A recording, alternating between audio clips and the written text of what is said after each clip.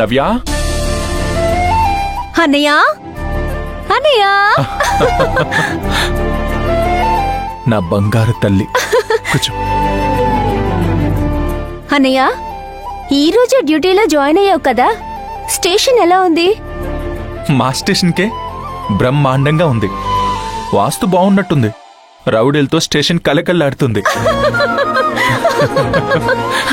ఇక మాటలకి అన్నా చెల్లెలకి బ్రేక్సే ఉండవు. అమ్మా నువ్వు విన్నావా? వాస్తుంటే కలిసొస్తుంది అంటారు కదా, అన్నయ్య వాళ్ళ పోలీస్ స్టేషన్ కి సూపర్ వాస్తుందంట.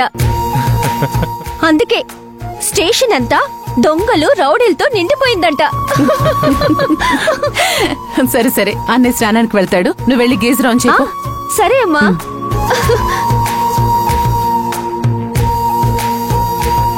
విక్రమ్, చెప్పమ్మా. ఎస్ఐ నుంచి సిఐ అయ్యావు, త్వరగా పెళ్లి చేసుకోరా. అమ్మా పెళ్లి టాపిక్ ఇప్పుడు తేవద్దు. ఇలా ఎంతకాలం అని పెళ్లి చేసుకోకుండా ఉంటావురా? ప్లీజ్ అమ్మా, ఈ విషయం తప్ప నువ్వింక ఏ విషయం చెప్పినా వింటాను. ఈ అమ్మంటే నీకు గౌరవం ఉంటే ఎప్పుడో నా మాట విని నువ్వు పెళ్లి చేసుకుని ఉండేవాడివి. నువ్వు అలిగితే మాత్రం నేను తట్టుకోలేనమ్మా. ప్లీజ్ అమ్మా. అయితే పెళ్లి చేసుకోరా. నువ్వు అలిగినా పర్లేదు, నేను పెళ్లి మాత్రం చేసుకోను. మా బాబు కదూ, లైఫ్ లో ఏవేవో జరుగుతూ ఉంటాయి.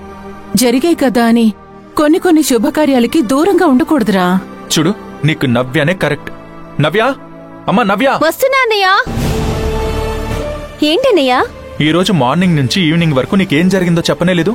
అన్నయ్య, ఈ రోజు మార్నింగ్ ఒక షాప్ కి వెళ్ళాను. బిల్లు 38 రూపాయలైతే నేను వాడికి 40 రూపాయలు ఇచ్చాను. అయినా అతనికి నువ్వు 2 రూపాయలు ఎక్కువ ఇచ్చావు కదమ్మా.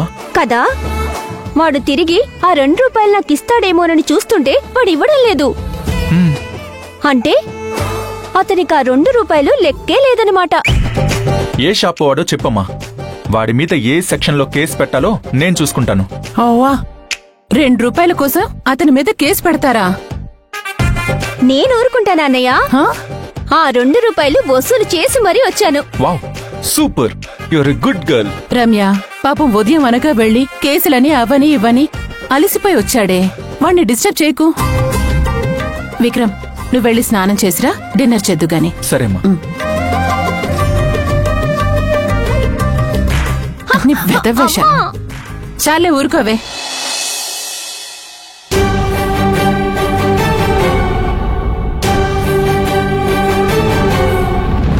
సరే, మీ ఇష్టం.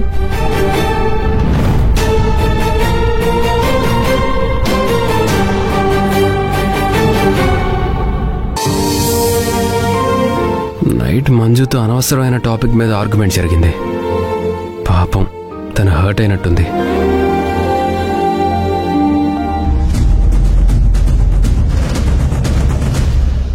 రాత్రి మా ఇద్దరి మధ్యన డిస్కషన్ జరగకుండా ఉండాల్సింది. నాదేం తప్పులేదు, తనే ఏదేదో అనేసింది. తను సారీ చెప్పాలని అనుకుంటున్నట్టుంది. నైట్ సత్తయ్య గారు నాతో వాదన చేశారు. ఇప్పుడు సారీ చెప్పాలనుకుంటున్నట్టున్నారు.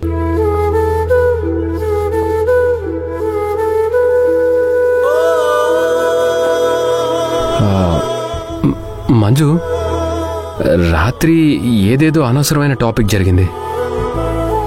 నేనే వాదించాను. అలా చేసి ఉండకుండా ఉండాల్సింది. I'm sorry. నేనే మీకు సారీ చెప్పాలి అనుకుంటున్నాను. ఈలోపు మీరే చెప్పారు. సరే సరే మంజు, మన మధ్య ఈ గొడవలు తెచ్చే టాపిక్స్ ఇంకెప్పుడు మాట్లాడుకోవద్దు.